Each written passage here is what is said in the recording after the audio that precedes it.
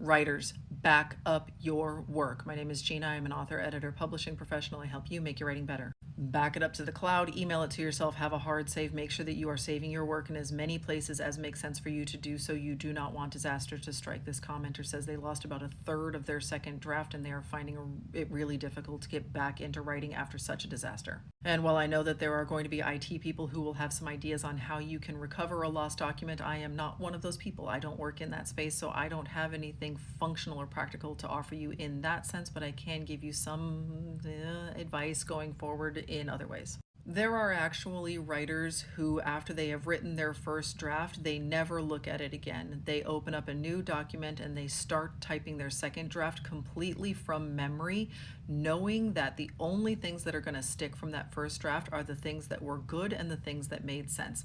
This is a little like if you are trying to tell somebody else about a movie that you saw, but you saw it a while ago and you're like, I don't know, it was really good. It had this part and this part and this part, and then this is the thing that actually ended up happening. They're only going to remember the important pieces that actually need to stay in the story. They're going to forget a lot of the sort of like filler bits in between. So it is possible that you might try that tactic. It is also possible that that is just too painful to go back and revisit the story that you lost that is now never coming back in the way that it was.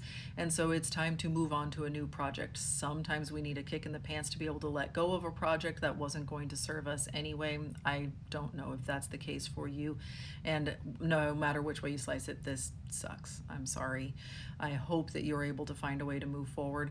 If you don't want to revisit that story, if you're not talking about like physically recapturing that exact story, I recommend that you do all of the things that got you excited about writing in the first place so that you can start working on something new. So it's going to be reading the books that you fell in love with, watching shows that make you love storytelling and make you want to talk about characters and all of the cool things that they are doing on the screen.